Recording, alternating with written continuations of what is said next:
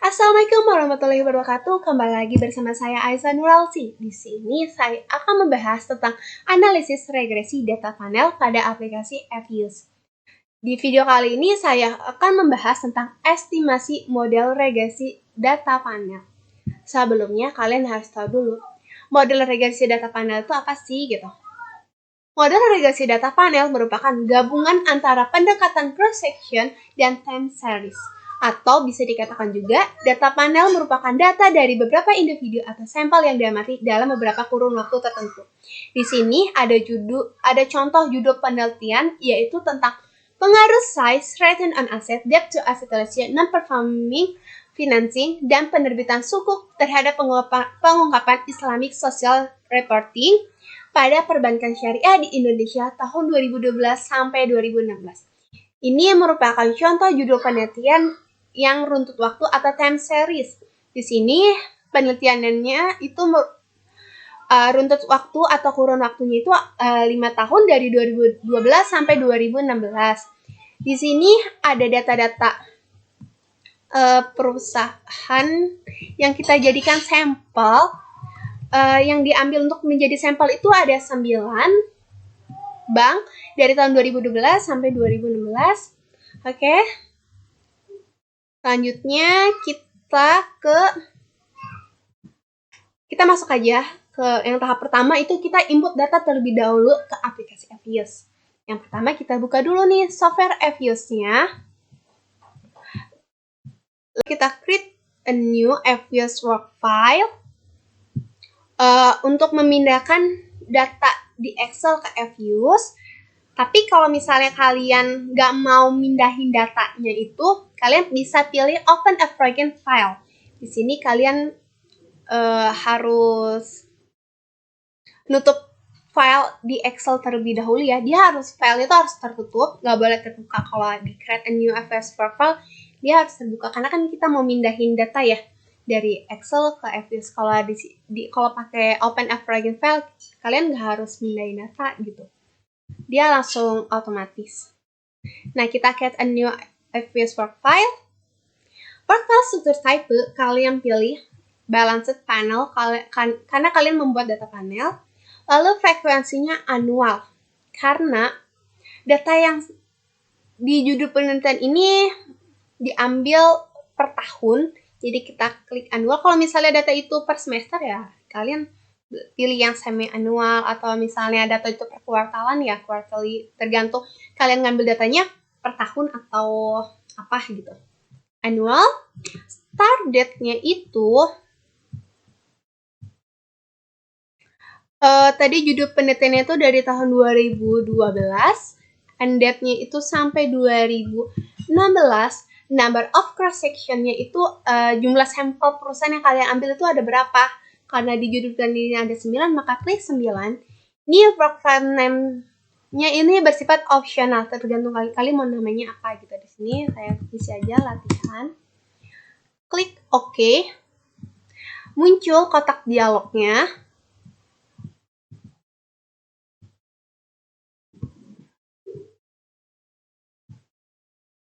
Kita ubah dulu ya. Oke. Lalu langkah selanjutnya kita buat template untuk variabel penelitian. Langkahnya kita klik object, new object. Nah, type of objeknya kita pilih series. Name for objeknya ini nama-nama per variabel, baik independent maupun dependent. Oke, kita isi aja ini variabel size. Oke.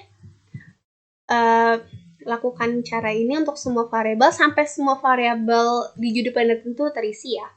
Size, ROA,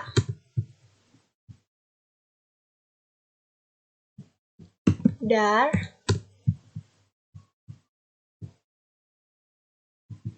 NPV, sukuk, terakhir variabel dependentnya itu ISR. Oke. Lalu langkah selanjutnya kita pilih dari yang ISR terlebih dahulu. Lalu kita ke size, ROA, DAR, NPV, dan terakhir adalah suku. Habis itu double klik, open group. Nah, kita pindahin data di Excel-nya. Ini udah sesuai namanya ya. ISR, size, row, DAR, NPV. Sesuai yang ada di Excel ini, ISR, size, row, DAR, NPV, suku. Kita pilih datanya, Ctrl C. Datanya kita pindah ke sini. File. Yes. Nah, ini udah terpindah datanya. Oke, ini kita tutup aja. Yes. Nah, di sini kalau kalian lihat,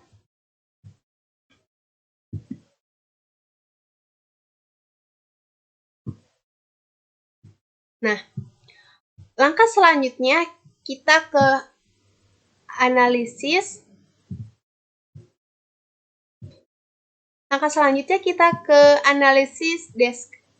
Statistik deskriptif. Caranya, kalian klik quick, grup statistik, deskriptif statistik, kita command sample. Oke. Nah, muncul outputnya. Nah, statistik deskriptif ini merupakan data dalam perhitungan statistik melalui nilai mean, median, maksimum, minimum, standard deviation, sweetness, kurtosis, Jacques-Biara, sama probability. Nah, mean itu kan merupakan rata-rata data. Nah, mean di sini nilai terbesarnya diraih oleh variabel size sebesar 16,39022, sedangkan variabel terkecilnya diraih oleh variabel ROA sebesar 0,013160. Sedangkan nilai median itu kan nilai tengah ya. Nilai tengahnya itu nilai terbesarnya diraih oleh variabel size sebesar 16,46000. Sedangkan nilai terendahnya itu diraih oleh variabel suku sebesar 0,0000. Nilai maksimum merupakan nilai paling besar dari data. Ini nilai terbesar maksimumnya itu diperoleh dari variabel size sebesar 18,18000, sedangkan variabel terkecilnya diraih oleh variabel ROA sebesar 0,038100. Sedangkan nilai minimum itu merupakan nilai terendah dari sebuah data. Nilai minimum terbesar diraih oleh size sebesar 14,29000,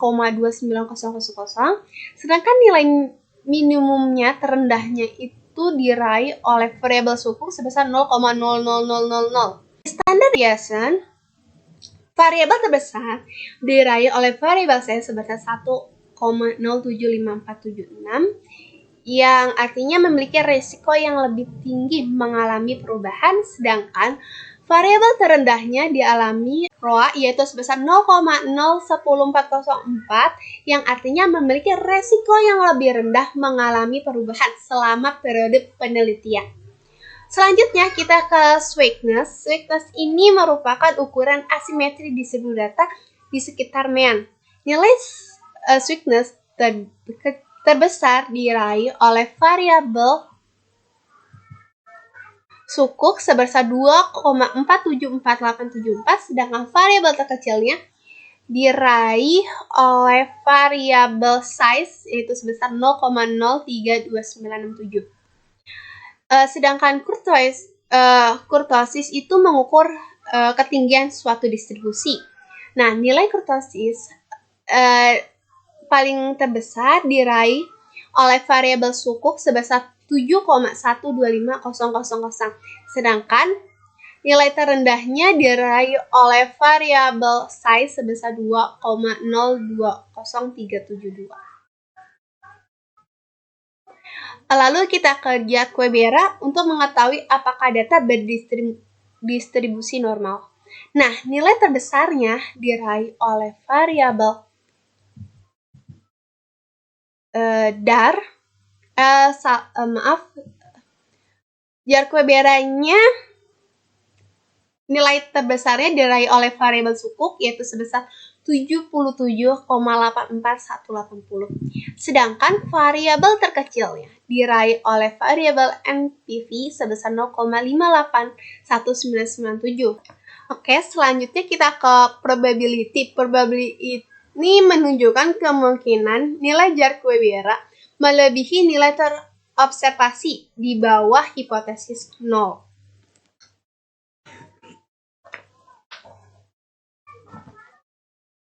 Nilai probability terbesar diraih oleh variabel NPV sebesar 0,747517. Sedangkan variabel terkecilnya diraih oleh nilai terkecilnya diraih oleh variabel sukuk, yaitu sebesar 0,0000. Oke, ini observasinya. Totalnya ada 45 observation. Kita simpan aja nama filenya ini. Descript. Terserah sih kalian mau ngisi nama apa, terserah. Oke, kita tutup aja filenya. Ini sudah muncul. Langkah selanjutnya kita ke tahap 2. Kita ke estimasi model regresi data panel. Caranya dalam estimasi model regresi data panel itu ada 3. Ada yang common effect model, fixed effects model, yang kedua ada random effects model. Nah, cara yang pertama, yang common effect, yaitu kita klik quick estimate equation, spesifikasinya kita isi nama variabel dependennya dulu. Variabel D-nya itu kan ISF. Lalu kita C, ini buat konstantanya. Variabel X1-nya itu psi, variabel X2-nya itu ρ, variabel X3-nya itu ada D, variabel X4-nya itu ada NPV,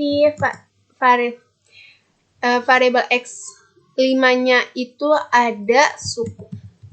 Oke, selanjutnya kita ke panel option. Cross sectionnya kita non. Lalu kita klik OK. Muncul hasil outputnya. Kita namain terlebih dahulu. Di sini kita namain model common effect model. Ini di underscore aja karena dia nggak bisa di spasi. Chem. Terserah kalian mau namain apa. Lalu kita klik OK. Selanjutnya kita ke cara yang fixed effects model atau FEM. Ini kita close saja. Caranya tuh sama. Klik quick estimate equation, spesifikasinya sama. ISF terlebih dahulu. C, kita ke size, ρ, dan MVV, dan suku. Lalu kita ke panel optionnya. Cross sectionnya kita ubah menjadi fixed karena kita kan mau lihat FEM-nya. Lalu kita klik OK. Muncul kotak dialognya. Ini hasil output model FEM. Kita namain terlebih dahulu model FEM. Terserah kalian mau namain apa. Kita OK. Lalu kita tutup. Lalu yang ketiga itu ada random effect model atau RAM. Caranya itu sama, kita klik quick estimate equation, spesifikasinya tetap sama, ISF, C, size, ρ, dar, MPV, dan suku. Ini variabel Y, terus C, X1, X2, X3, X4, X5. Lalu kita ke panel option. Cross sectionnya kita pilih random karena kita mau tahu hasil random effect modelnya. Lalu kita klik OK. Hasil outputnya kita ke name model underscore RAM. Oke.